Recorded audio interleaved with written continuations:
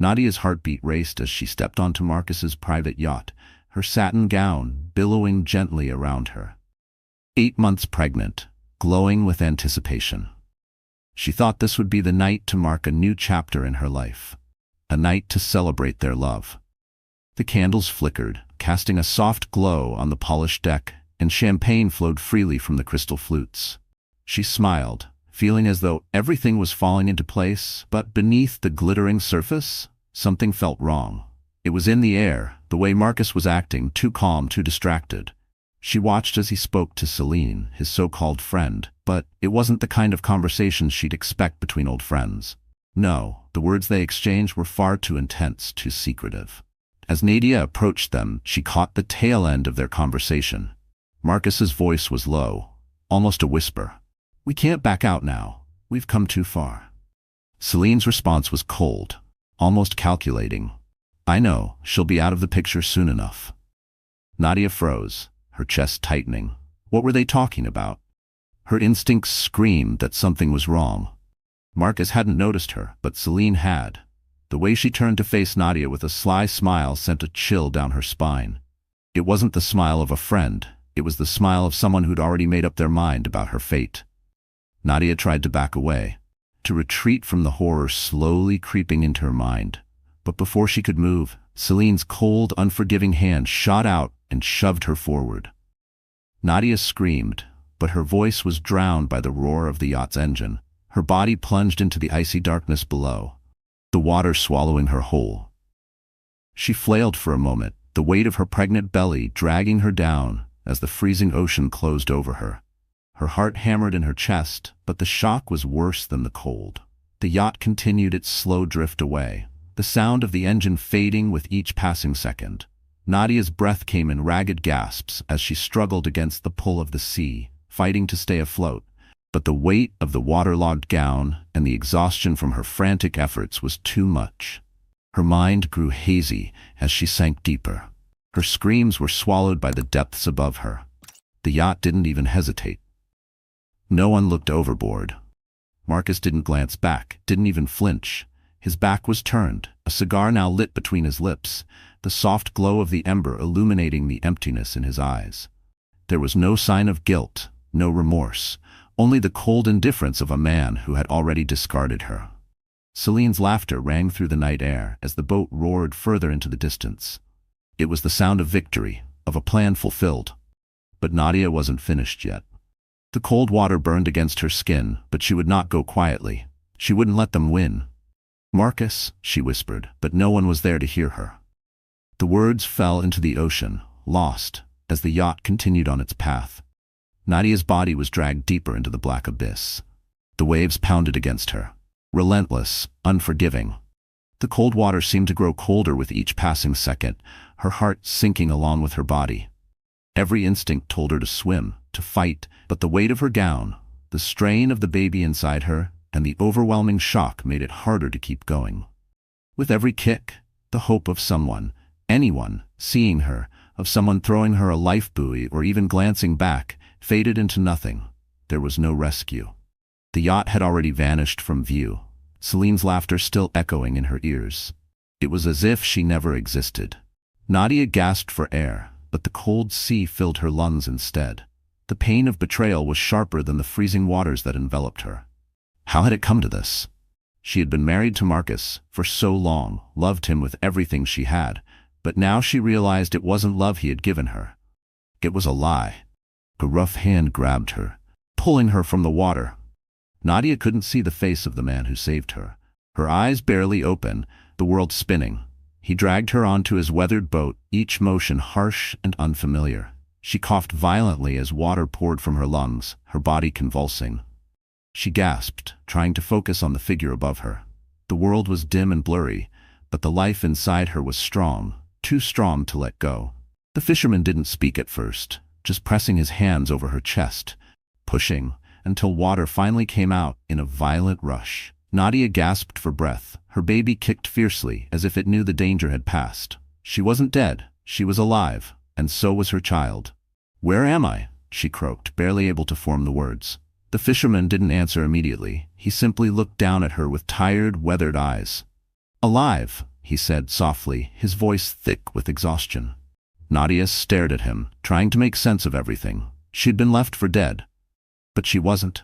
She was alive. And so was her baby. But now what? Bruised, cold, and drenched, Nadia sat up slowly, her hand over her stomach, feeling the life inside her. The ocean had taken so much from her, her dignity, her love, her trust, but it hadn't taken her strength. It hadn't taken her will to survive. She looked out at the shore, her thoughts cold and calculating.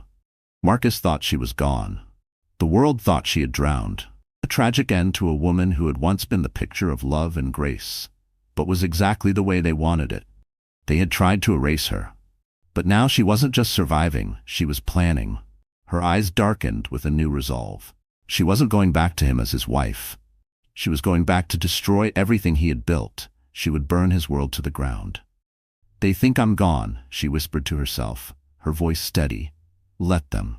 And with that, she turned and walked away, her mind set on revenge. It was time for them to learn what happens when you push someone too far. The empire they'd built would crumble, and Nadia would be the one to tear it down. Nadia turned to Julian, her estranged half-brother, a relentless investigative journalist with a buried grudge and a secret obsession with revenge. Nadia didn't cry when Julian opened the door. He didn't need to. The look on his face said enough. He didn't ask why she was alive. He didn't ask how she'd survived the crash or why she was back. His first question, "Why did you ever trust Marcus?" That's when she knew he'd known more than he ever let on. Inside his apartment, walls were covered in old photos, newspaper clippings, and printed emails. Marcus's face circled in red. Celine's name underlined in black. Nadia's death certificate was in a frame. Julian wasn't shocked she'd survived. He was shocked she hadn't seen the truth sooner. They didn't waste time. Julian handed her a file full of login passwords, old medical scans, and emails between Marcus and bribed doctors. Forged medical reports told lies about her mental state. Her pregnancy was labeled non-viable, even when it was healthy. Everything had been planned. Her fall wasn't an accident. The disappearance wasn't random. They'd been rewriting her story before she even realized it. Julian whispered things no one else could have known, like how Marcus offered money to cover the fake death and how Celine posed as her medical proxy. Nadia watched her own death flicker on a laptop screen. It wasn't just betrayal, it was erasure. They didn't just want her gone, they wanted her story, her name, her life, and they nearly pulled it off. Then Julian clicked on a folder that had been locked for years. He cracked the password. Inside were financial statements, shell companies and wiring logs. Nadia's eyes widened. Celine's name was everywhere. She wasn't just living a lie. She was laundering millions through Nadia's inheritance, hiding it behind fake companies tied to her name. Nadia sat in the parked car outside the mansion gates, staring through tinted windows. Her heart clenched as she saw Celine laughing with decorators on the balcony, the same balcony where Marcus once promised her forever. Celine moved like she owned the place, barefoot, wearing Nadia's silk robe, drinking from Nadia's crystal glass. She even wore the same scent. It was all wrong. That wasn't her home anymore. It was a stolen stage for someone else's lie. Inside, hidden security footage played on Julian's laptop. Celine had turned Nadia's dream house into her personal palace. She changed nothing, kept the paintings, the couch, even the baby room furniture Nadia picked out. Only now the crib was filled with fake gifts and press clippings. Celine had copied Nadia's shopping lists, leaving notes like pregnancy craving, vanilla cake, in Nadia's handwriting. She wasn't just pretending to be pregnant, she was pretending to be Nadia. Marcus, on the other hand, was busy planning a sympathy-fueled proposal. He hired PR agents to shape the story. Tragic loss leads to new beginnings. The media was already being fed lines about a strong man recovering from heartbreak. But Nadia saw it for what it really was, performance. Marcus didn't look sad in the pictures. He looked focused, calculated. This wasn't grief. It was strategy. Then Julian handed her a flash drive. "You need to see this." On the screen was an encrypted file buried deep in legal records. It took minutes to open, but when it did, Nadia froze. It was a trust document, a billion-dollar inheritance linked to her unborn child. Not Marcus, not Celine. Her child, the key to a fortune no one was supposed to find. Nadia's fingers trembled as she read the trust file. It was written by Marcus's late father. The document was clear. Whoever had a legitimate child with Marcus, born in wedlock, would automatically inherit the majority of the estate. Nadia had been that woman. Her child had been that heir. Everything started to make sense. Why the sudden push for separation? Why the lies, the staged fall, the fake diagnosis? It wasn't just about jealousy. It was about money, control, power. Celine could never be the rightful heir bringer. She wasn't married to Marcus, and Marcus's father made sure no woman could manipulate the empire unless she followed his rules. But Nadia had, and her child growing inside her had been the golden ticket. That's why they needed her gone. Not dead, not broken, legally vanished. A missing person couldn't claim anything, and a baby never born couldn't inherit. Every detail now screamed truth. The lies in the reports, the silent treatment for Marcus before the accident, the sudden PR campaign painting Celine as a miracle woman carrying hope. It was all planned to remove Nadia and replace her with a puppet. But the puppet wasn't enough. Not without the heir. Julian leaned closer, showing her another file, a hidden draft will, never filed but clearly signed. In it, Marcus's father left everything to Nadia's child, provided proof of birth and marriage existed, and they did. Somewhere in the hospital's hidden backups, the records still lived. Julian promised to find them, but now they had more than revenge. They had legal power. Nadia stared at the documents spread across the table. She could walk into court right now and end it all. Reveal the fraud, burn Marcus and Celine in front of the world. But something held her back. It wasn't fear. It was instinct. If she rushed, they'd twist the story. They'd call her unstable, a liar, a bitter ghost rising from the dead to ruin a new family. The public loved redemption arcs. Marcus and Celine had painted one perfectly. But Nadia, they'd tear her apart. So instead of war, she chose something more dangerous: patience. She moved quietly, transferred small funds from her hidden trust, investing under different names. Julian helped her purchase silent shares in Marcus's company, enough to watch from inside. She didn't need to scream. She needed to dismantle. And that would take silence, control, and timing. Meanwhile, the gala was being planned. Celine wanted to announce her pregnancy to high society with flashing cameras and glitter walls. Nadia smiled. Perfect. A stage was exactly what she needed. But she wouldn't go as herself. She would go as a mystery. A whisper. A ghost they thought they'd buried. Julian ordered her a custom black diamond mask, elegant but unforgettable. If you're going to haunt them, he said, make sure they remember the moment forever. Nadia slipped it on in front of the mirror. Her eyes burned with something new. Not pain, not fear. Power. The plan was simple. Watch Celine celebrate lies, then pull the rug. But not yet. Not until every guest was watching. Not until every light was on. Not until there was no way out. The gala glittered with golden gossip, but no one expected the storm that walked in, wearing black diamonds. Nadia stepped through the grand entrance, masked like a phantom, wrapped in elegance that screamed mystery and danger. Every heel click on the marble floor echoed like a forgotten memory. She wasn't just there to be seen. She was there to be remembered. People turned, gasped, whispered. The mask shimmered under the chandelier light. But it was her eyes, cold, sharp, haunted, that made them stop breathing. She glided through the ballroom like a rumor made real. Posing as a Dubai investor named Madame Azra, she shook hands with men who once mocked her pain and women who once looked down on her tears. When she reached Marcus, his handshake lingered too long. Something in her perfume, in her poise, shook something inside him. His grip tightened, but his memory failed. He knew that feeling, that scent, that silence in her gaze, but the truth stayed buried. Celine stood nearby, clinging to her glass, her fake baby bump sitting awkwardly under her silver gown. Her eyes followed the mystery woman with rising fear, clutching Marcus's arm tighter. Nadia tilted her head, smiled beneath her mask, and accidentally dropped her glass of red wine at Celine's feet. The splash soaked the silk, red staining the silver like blood. A sharp gasp spread through the room. Marcus rushed to Celine's side, but the woman in black had already turned. She didn't run. She floated out, slow, graceful, deliberate, vanishing into the night like a ghost who had come back only to haunt. Marcus's heart raced. His eyes scanned the room all night. He couldn't sleep, because those eyes, the ones behind the mask, felt like a ghost he once loved and never truly buried. Marcus couldn't shake the feeling. He wandered his mansion like a man haunted by shadows. The next morning, he opened a drawer in his office, searching for nothing but finding everything. A sketch, her face pure, his own pencil strokes, drawn in a time when he still remembered how to love. He had burned every photo, deleted every memory. But this one had survived, tucked away, waiting. His hands trembled. Then came the envelope. No name, no stamp, just a note inside that said, "Truth always returns." He opened his laptop. Emails flooded in, anonymous messages, screenshots, allegations, words like fraud, embezzlement, betrayal. Whispers he once thought were gone had returned, with teeth. Investors were asking questions. Board members were nervous. Stocks dipped slightly, enough to sting. In the quiet, Marcus's hands shook. Meanwhile, miles away, Nadia sat in a small secret apartment surrounded by screens. One showed Marcus's stock price, another showed his calendar.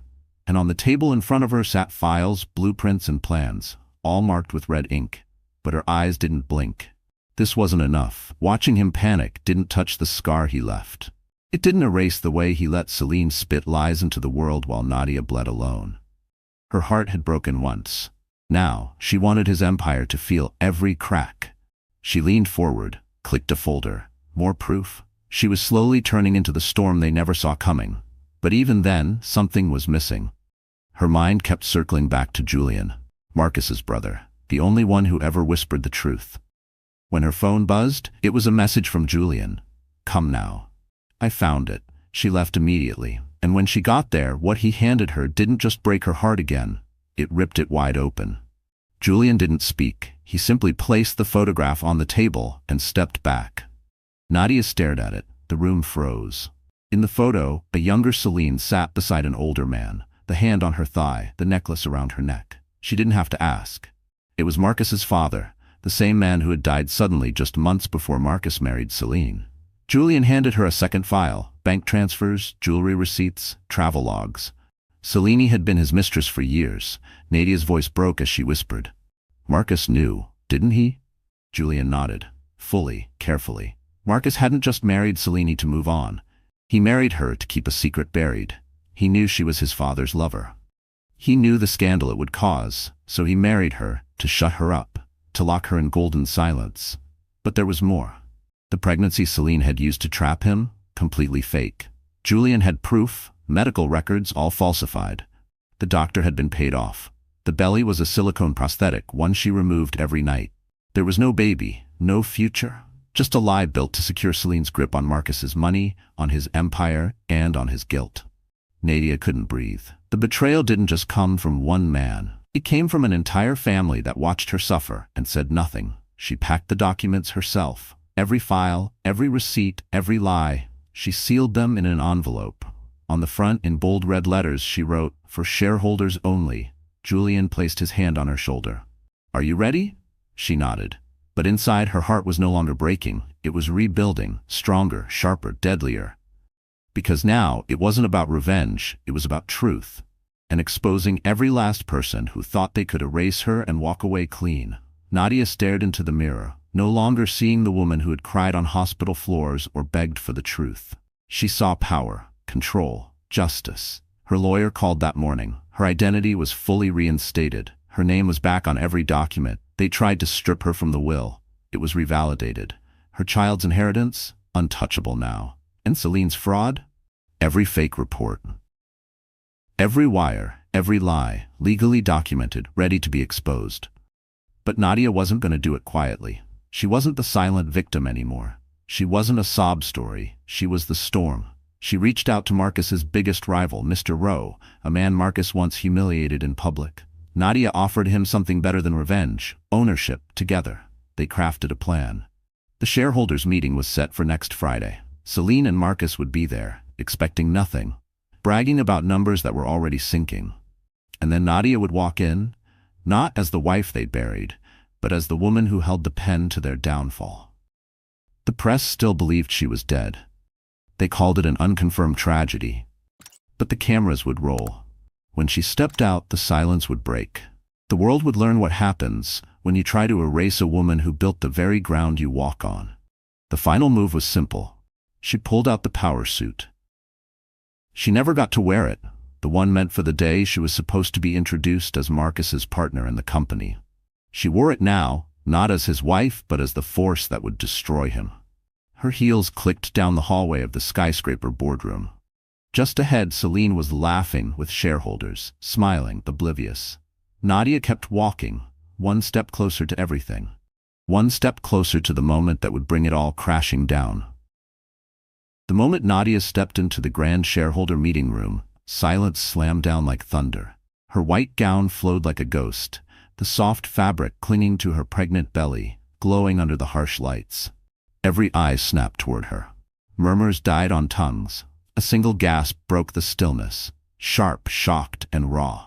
Marcus's hand jerked, the glass slipping from his grip and shattering against the marble floor. Celine turned pale, her lips parting, but no air coming through. She stared at Nadia as if seeing a ghost, one she buried but who returned stronger. Nadia didn't blink. She moved through the crowd like she belonged there, like no one could question her right. Her stare pierced everyone, calm and deadly. Marcus's mouth twitched, but no words came. His lie was standing in front of him, radiant, real, and pregnant with truth. Celine clutched the edge of the table, trying to stay upright. No one moved. No one breathed. Nadia didn't need to scream. Her presence screamed for her. It told every secret, burned every fake truth. Her silence was louder than war. Then, without a word, in front of them, Marcus, Celine, the board, the press. She slowly reached into her white leather bag and pulled out a black recorder. The room leaned forward, caught in the storm of what was coming. Marcus's heart pounded so loud, he thought everyone could hear it. Celine's hand trembled, but Nadia, calm, steady, pressed play. A sharp click, then silence, and then his voice filled the air. Marcus's voice, soft, sweet, and full of lies. "I swear to you, Celine, believe her, I promise." The room froze, eyes widened, faces twisted in shock. Cameras flashed. Reporters looked around, unsure if this was real. But Nadia didn't flinch. The recording continued. His voice again. "She's just a burden now. The baby wasn't even supposed to happen." The crowd gasped. A low cry echoed from one of the shareholders. Celine's voice followed, soft and snake-like. "Just make sure she disappears before the baby comes. We'll take over the company, you and me." The air turned heavy. The walls seemed to breathe, pressing in on Marcus. He stared at the recorder like it was alive, like it had teeth. Celine's hand shot out, reaching for it. But Nadia stepped back. "Not yet," she said coldly and pressed another button. More voices. More lies. A recording of Celine pretending to cry in a doctor's office. "There's no heartbeat," she whispered. "I lost the baby." Gasps rippled again. Then a different voice, her friend. "But you were never pregnant. You faked everything." Chaos began to stir. Board members exchanged glances. The truth was here, and it was brutal.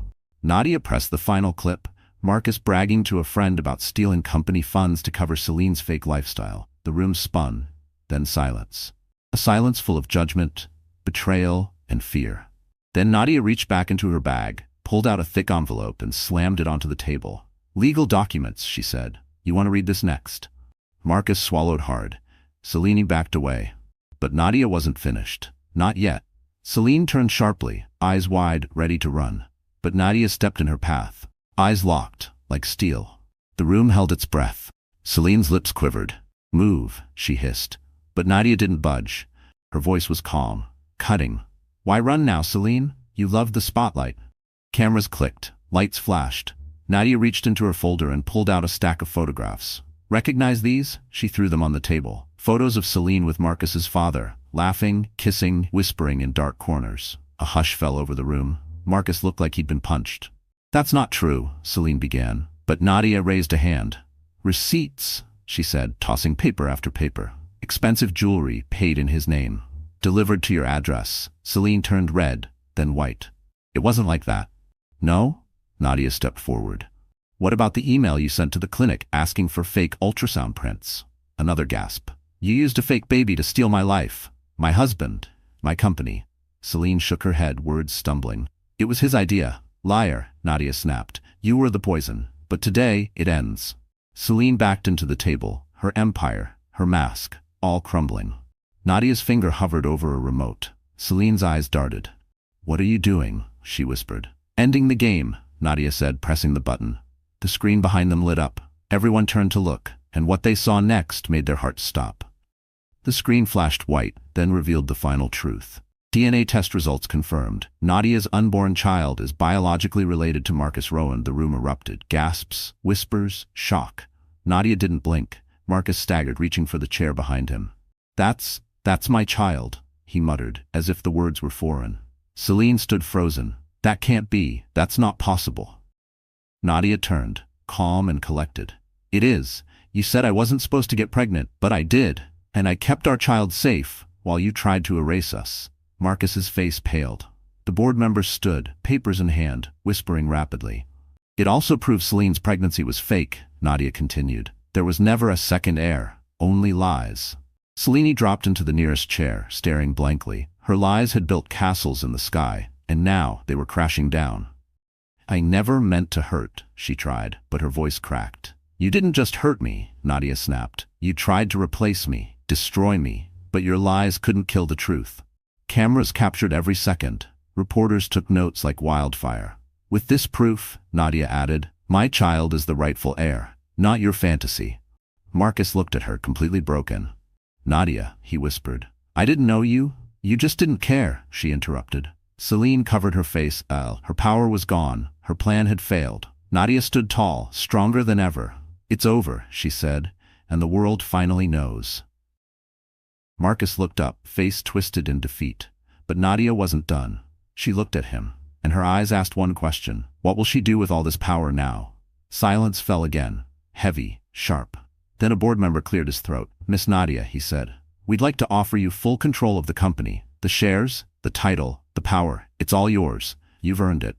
Nadia's heart raced. Everything she'd built, lost, and fought to reclaim was now before her. And another added, "We'll support any legal action you take against those who wronged you, Marcus, Celine." The power was intoxicating, but it came wrapped in pain. She turned to face them both. Marcus, her once husband, now a shattered man. Celine, a woman who had lied, stolen, betrayed. Nadia remembered everything. The hospital bed, the fear, the silence. "You left me to bleed alone," she said, her voice low. "And now you want forgiveness?"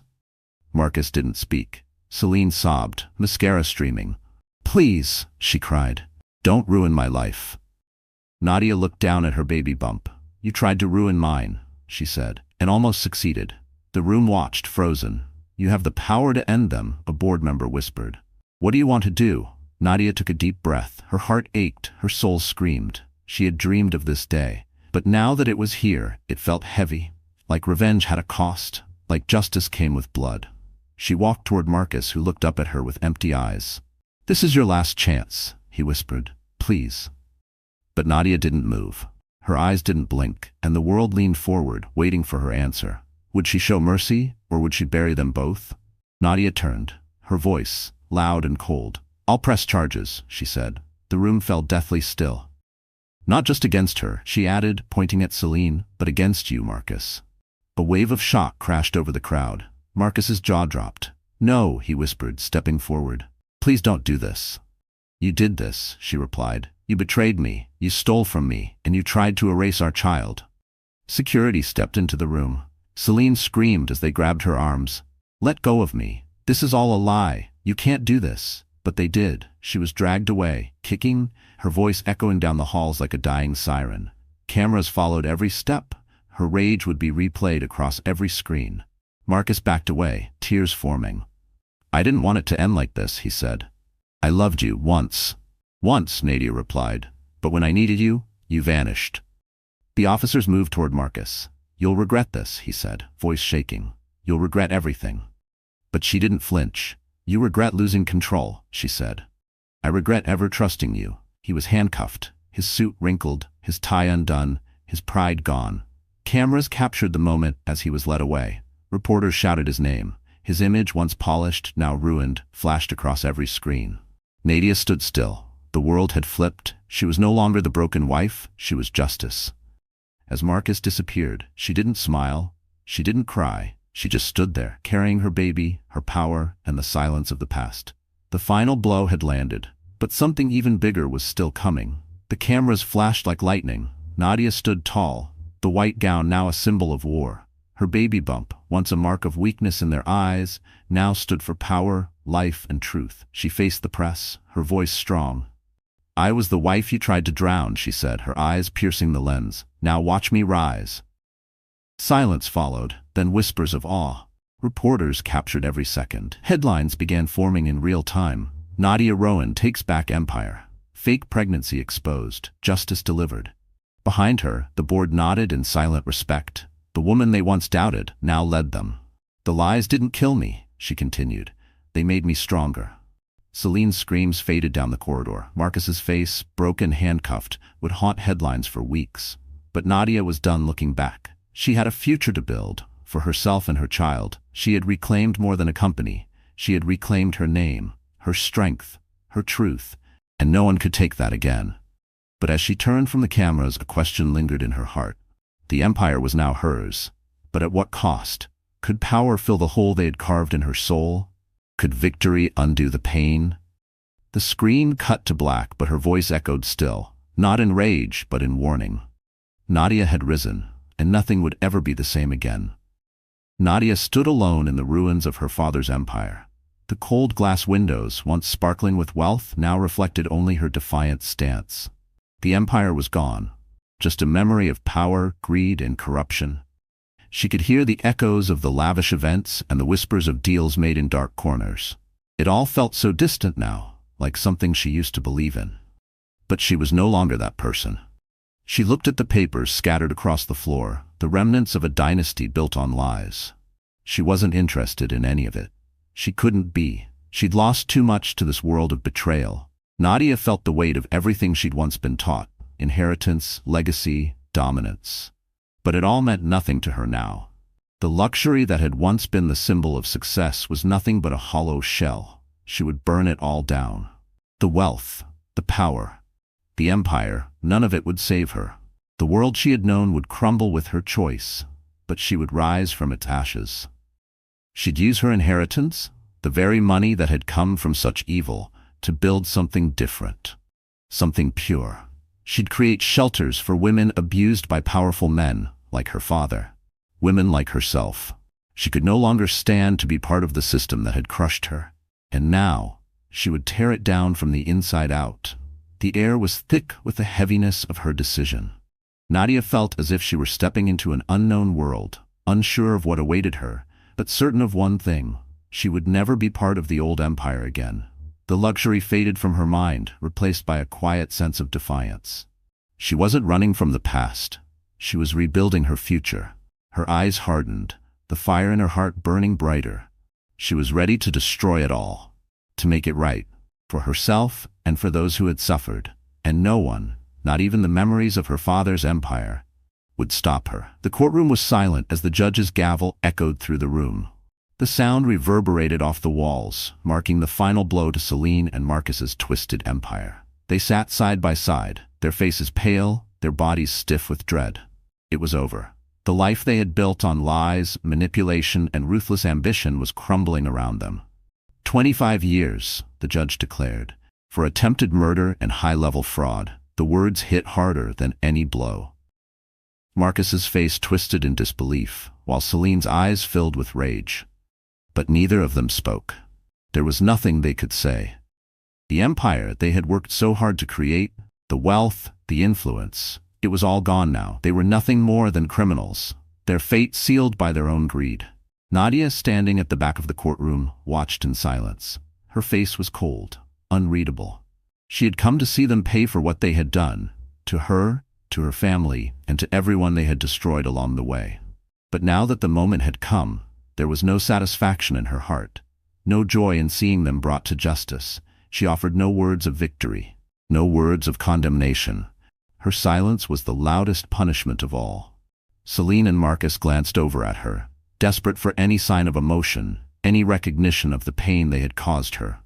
But Nadia only stared back, her gaze empty. She had nothing left to say to them. The courtroom could have exploded in flames, and she wouldn't have moved.